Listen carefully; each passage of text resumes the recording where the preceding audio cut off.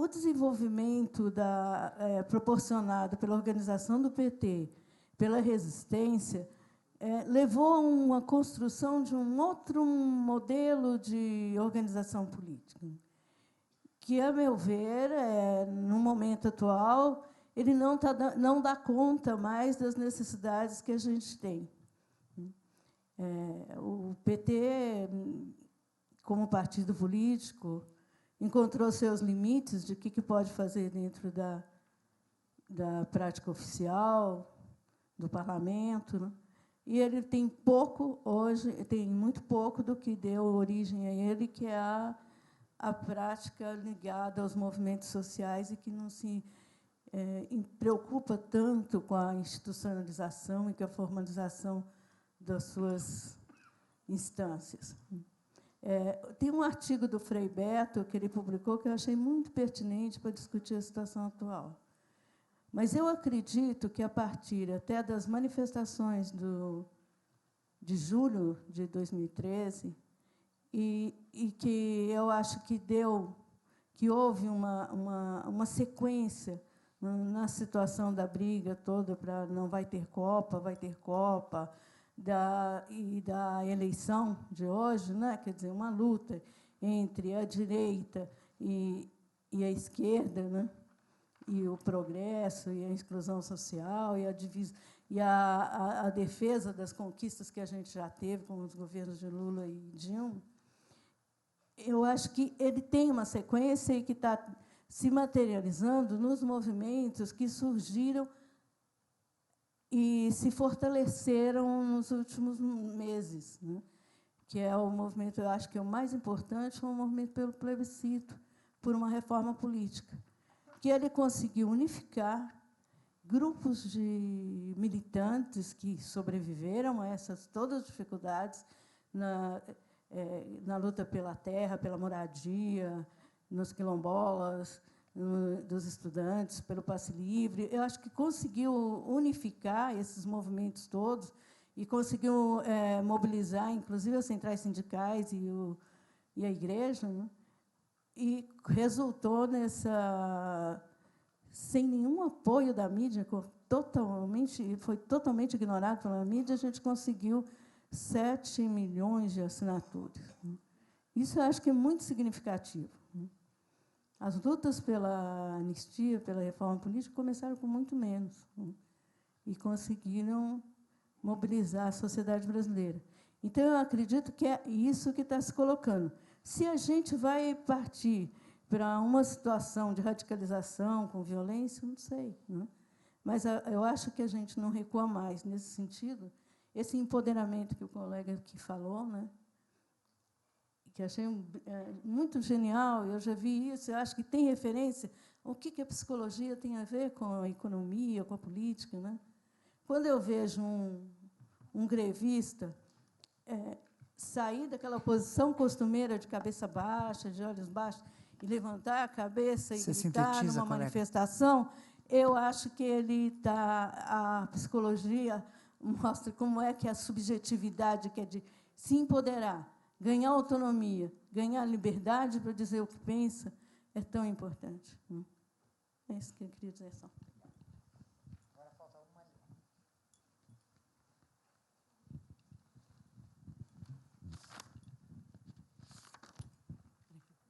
ali. Meu nome é Fernanda, eu sou do sul da Bahia, e lá Marcos Vinícius falou dessa coisa de como que a pessoa se vê por não ter dinheiro, e lá as pessoas se chamam de fraca, falam, eu sou fraco, quem não tem dinheiro lá. Então, isso é fato, né? E, assim, o Bolsa Família, eu trabalhei 3 anos no Bolsa Escola de Belo Horizonte e vi com meus olhos como é que dignifica, como é que a pessoa começa a ter coragem, ter criatividade, coisa que elas não tinham quando entram no programa. Então, esses programas são fantásticos, mas eu vejo que o governo brasileiro, a gente tem um hábito antigo de estar contra o governo, seja ele qual for, o povo brasileiro.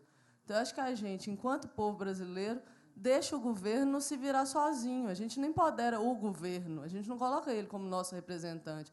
E o governo de esquerda hoje, que está contra essa direita perversa, tem medo e, muitas vezes, abre as pernas para ela.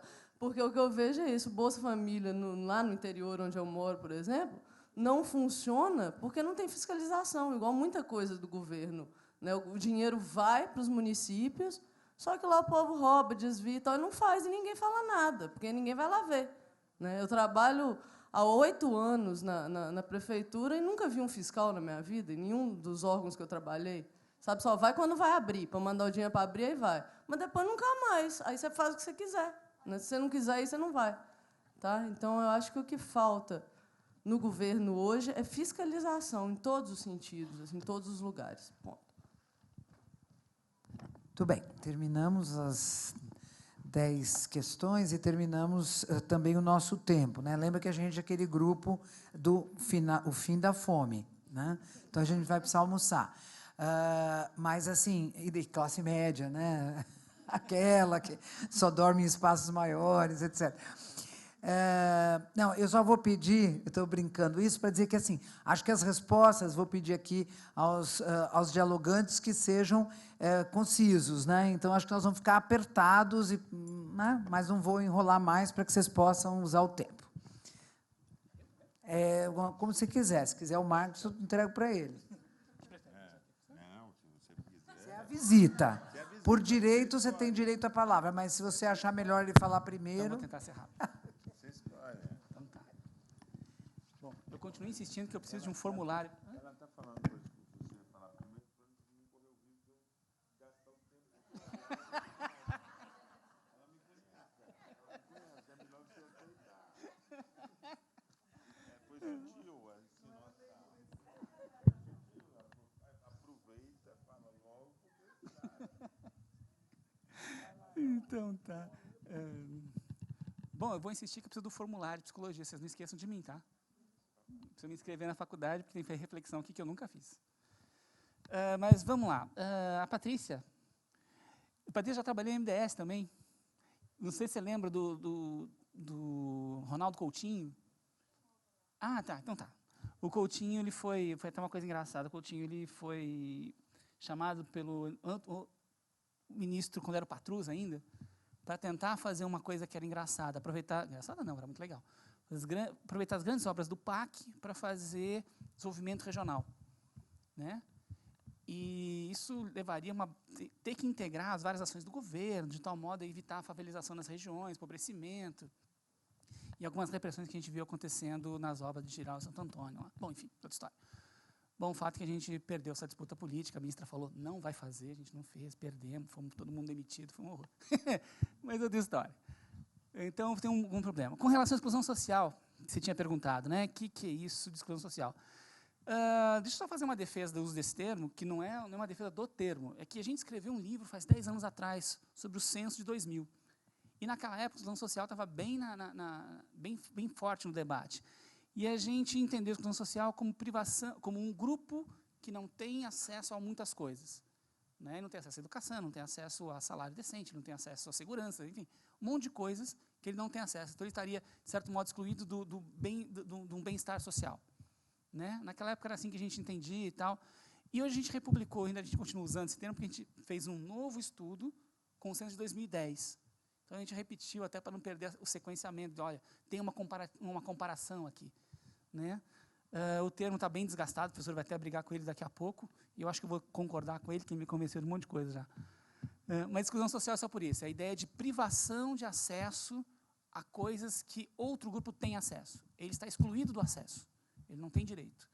Né? Essa era a ideia de exclusão social que a gente estava, naquele momento, discutindo. Era essa a tua primeira pergunta.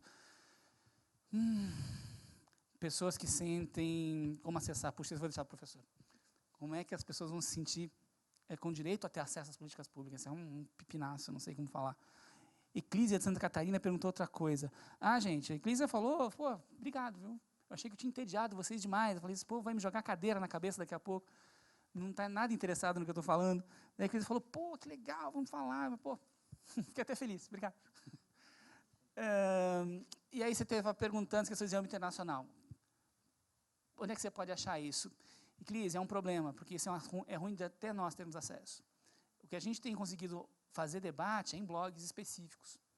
Né? A gente usa muito um blog chamado Brasil em Debate, a gente usa muito um blog chamado Outras Palavras, E outros específicos, do Luiz Nassif, a gente de vez em quando usa também. Debates acadêmicos são um pouco mais fechados, mas é o que a gente tem usado, porque a gente não tem muito acesso à imprensa. Não tem muito acesso a esse diálogo, como você bem comentou. O resto é livros maiores, né? Por exemplo, tem um livro de um cara chamado Chang, não sei se vocês conhecem, Raju Chang, é um coreano.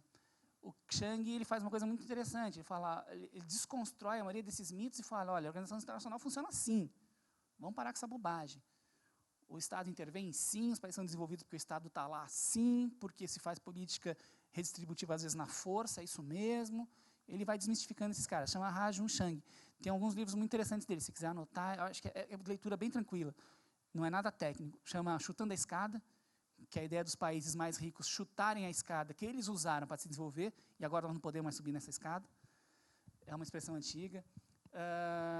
E tem outro livro chamado Maus Samaritanos, está traduzido também já para o português, é bem interessante. Ele fala como é que o comecinho dele é muito interessante, que ele faz uma reportagem da Economist em 2050. Não aconteceu? Né? Em 2050. E como é que seria uma companhia de sucesso em Angola, chamada Três Corações. Mas, na verdade, ele está falando o seguinte, está falando da Samsung. Como é que a Samsung foi construída na Coreia? Como é que eles conseguiram fazer da Coreia um país industrializado e com problemas muito diferentes dos nossos, quando, nos anos 60, era o problema mundial. A Ásia era o problema mundial. É muito interessante. Bom, se te ajudar, fico feliz, mas realmente é difícil. A literatura ou é especializada ou é em blog. Luiz perguntou, essa coisa de inflação também você vai achar lá, tá? Discussões legais, discussões bacanas. Essa história de que nós vamos ter inflação louca ano que vem, tem muito terrorismo, não é assim que está o cenário. Cenário internacional, acordos de impactos, Luiz, isso é um enorme problema, vice. Isso é um grande problema. Os acordos vão gerar provavelmente uma mudança na divisão internacional do trabalho? Não é para ontem. É para coisa de 20 anos, assim, coisa longa. E o problema é que o Brasil está num momento de transformação, então a gente não sabe como é que ele vai se engatar nessa mudança. Pode ser que vá bem, pode ser que a gente não vá tão bem. Tem decisões fulcrais a serem tomadas agora e nos próximos anos, decisões fundamentais. Confesso que, como acho que eu me sinto aqui em casa, eu fiquei bastante feliz com a escolha da última presidente. Não que eu a ame de paixão, não é isso, mas que, dado o outro, achei que foi menos mal a decisão, foi uma decisão bem melhor do que a outra. E porque essa decisão vai ter que ser uma decisão de decidir pela soberania e pelo desenvolvimento do país. Então, não dá para ser amiguinho da ALCA, amiguinho dos Estados Unidos, amiguinho desses caras, não dá não. Os caras não são nossos amiguinhos. A menina da Bahia que eu queria namorar, ela nem fez pergunta para mim. Então tá, não chamo mais também. Indústria e serviço, o Rodrigo fez uma pergunta complicada para mim também. Rodrigo, veja só, nosso grande galho com serviço, vou tentar ser rápido. O pessoal fica falando que o Brasil desindustrializou. Não concordo. Isso é um debate grande, a economia não está definida, blá, blá, blá. Perdeu participação, perdeu. Mas aí tem muita coisa a ver com a gente ter perdido também os elos intermediários das cadeias produtivas. Você vai produzir um aparelho de som, mas as peças vêm de fora. Isso é um grande galho. Não é que a gente não está fazendo mais, a gente está achando mais barato importar componente e montar. Então, não é que a gente está perdendo a indústria. E os serviços cresceram, né? Aí tem dois galhos. Os serviços ganharam importância, porque é normal em sociedade industrializada. E, segundo, tem os serviços que formalizaram-se, a gente consegue contar agora, pelo menos. Nosso grande receio é que esses serviços não são os serviços produtores de alta renda. Né? São serviços, em geral, de baixa renda. São quase que a primeira entrada no mercado de trabalho possível às pessoas que não conseguem boas rendas e entrar na indústria. Então, a gente tem muito receio. Como as ONGs entram nisso? Isso é uma coisa que eu confesso que eu não sei te analisar, eu fiquei um pouco afastado dessa discussão. Eu lembro que a última discussão que tinha muito forte era que o Estado estava repassando funções obrigatórias dele para outras organizações. E isso, por vezes, era mais problemático do que favorável. Eu lembro que a última vez que eu vi essa discussão estava nesse pé. Não sei se vou poder te ajudar muito nisso aí, não. Mas o fato é que os gringos ganham dinheiro nos serviços. E não é esse serviço que nós produzimos. Tem uma coisa assim, chamada curva sorriso, olha que meigo, curva sorriso, que é assim, imagina um eixo aqui, uma renda muito alta, aqui e embaixo uma renda muito baixa. Aqui, quando você concebe o produto, você ganha muito dinheiro. Aí você vai descendo na renda, você vai entrando na fase de fabricação do produto, baixa renda. Montagem, fabricação não está dando muita renda. Concepção dá muita renda. Aí, quando você vai para outra ponta, ganha dinheiro de novo, que é os serviços de manutenção, redesenho e outros serviços que você agrega ao produto, que são necessários para você manter ele funcionando. Os ganhos estão nessas pontas. Nós não temos serviços nessas pontas em grande quantidade. Os gringos nos fornecem para as máquinas deles, que eles mesmos inventaram, que eles mesmos criaram, e nós usamos aqui dentro. É um problemão para nós. Estou acabando. A Heloísa, a questão da inclusão social da Heloísa, é o professor que vai responder, que é a história de por que não pode usar. Wagner, massa. Cadê o Wagner? Massa, Wagner. Eu vou olhar mais isso. Confesso que é a minha super esperança, tomara. Se você estiver correto, cara, eu vou ficar muito feliz. E pela sua convicção, pela convicção da colega ali de Santa Catarina também, me deixou mais feliz, juro. Fico mais contente. A Yara fez esse mesmo comentário, né? E a fiscalização do governo. Bom, aí é uma coisa mais complicada, não sei se vai dar tempo de discutir. Tem razão em algumas partes, tem coisa que a gente pode discutir mais longamente. Mas, só fechando o comentário, então, passar o microfone para o professor, não sei se deu para responder tudo. Tinha uma coisa interessante aqui que tinham perguntado. Foi o Luiz ainda, né? Que foi da economia e psicologia. Veja só rapidamente, para encerrar aqui a nossa discussão. Luiz, eu acho que... Cadê o Luiz?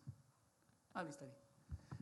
Veja só, economia e psicologia se estão juntas, né? Então, eu não sou um marxista. Gostaria de sê-lo, mas sou ignorante demais em Marx. Nunca li tudo, enfim, acho que tem coisas muito legais e tem coisas que, às vezes, me deixam mais em dúvida do que com conceitos firmes na cabeça. Mas gosto muito da abordagem dele, de como ele chega para enxergar a realidade, como ele olha essa realidade, lhe dá aspectos dinâmicos e lhe dá, a partir de elementos muito concretos, não de abstrações absurdas, como o indivíduo econômico, como o ser econômico, tem que pessoas discutem por aí, como é que ele enxerga esse negócio. E se você der uma olhada lá, você vai perceber que uma coisa muito importante é que, para Marx, no capitalismo, os indivíduos se relacionam a partir do mercado. Né? É lá que é a relação. E lá que se formam vários dos problemas de entendimento da realidade, porque você tem uma compreensão extremamente parcializada dessa realidade pelo fato da economia, como o professor bem comentou. Perceber isso, eu acho que é uma grande ponte de integração entre as duas disciplinas, vou jogar isso fora. As duas formas de olhar a realidade, né? Olhar os seres que estão fazendo essas coisas acontecerem no mundo todo dia. Eu acho que juntar essas duas coisas, acho que pode ser um belo caminho. Eu confesso que não conheço quase nada, mas eu gostei muito do que eu li, por exemplo, de Reich, quando ele faz um pouco dessas pontes, o pessoal de Frankfurt, quando faz essas pontes, eu gostei muito. E me interessou a beça. Eu acho que, da minha ignorância do assunto, eu acho que é o caminho, entender como essa vida capitalista, econômica, que nos cerca, que nos empurra, que nos faz quase que relacionarmos só apenas via mercado, cria alienações capazes de impedir que a gente transforme essa sociedade em uma sociedade mais decente, mais razoável, mais justa e mais amigável. Acho que é isso.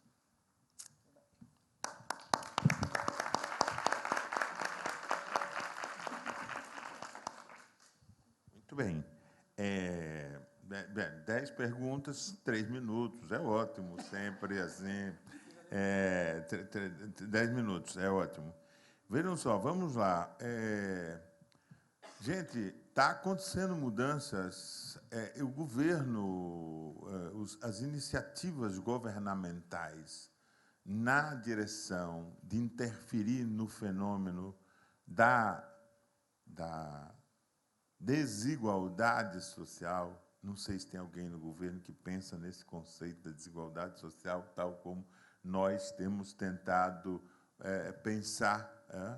Mas as iniciativas é muito legal, é um rosário de iniciativas. Está mudando, porque depois de 5 séculos, alguém resolveu fazer alguma coisa, e é muito pouco. Eu chamei Lula de reformista do capitalismo. A hora que a hegemonia desta dominação radical foi deslocada, 1000 coisas começam a nascer na sociedade brasileira. 1000 coisas estão acontecendo na sociedade brasileira. Aquele quadro, eu digo para vocês, hoje tenho idade para dizer assim, Historicamente, 10 anos, eu já sei o que são 10 anos. Né? Eu sei que é 10 anos, porque em 27 anos nós construímos o fim dos manicômios no Brasil. Né? É porque em 15 anos nós construímos a psicologia do compromisso social que traz esse tipo de debate para um congresso que não tinha também. Porque as coisas mudam com a política. Porque o importante é que a gente faça política, as coisas mudam com a política. Se a gente persistir na ação política e for justo nas nossas estratégias, é possível transformar a realidade. Né? A gente poderia dizer que a gente criou um espaço, porque, pelo menos, a psicologia mudando, pelo menos a gente passou a ter direito de falar nos congressos da psicologia. Né? Porque antes que tinha, o que a gente queria falar não tinha interesse para ninguém. Então, a gente tem que mudar as condições. E a mudança é a ação política. Eu acho que a psicologia tem uma responsabilidade em produzir ação política. Mas, efetivamente, é preciso ficar atento, porque está mudando efetivamente. Não tenho tempo, mas eu podia contar para vocês. Moro hoje vivendo integralmente numa comunidade. Eu vi o povo pobre, o que está acontecendo com a vida do povo pobre. Como é que são os saltos que estão sendo dados? Eu moro lá há 20 anos. 10 anos não mudou nada, nos últimos 10 anos mudou tudo. Então, a ação política está mudando. A vida das pessoas mais pobres está sendo transformada. E eu queria dizer para vocês que a desigualdade social está sendo interferida por várias coisas que estão acontecendo. Né? Eu pego, às vezes, lá meu vizinho, porque recebe o defeso da pesca, porque recebe o Bolsa Família, porque tem acesso agora a ônibus que busca o filho para levar para a escola. Gente, é muita coisa que acontece na vida do povo pobre.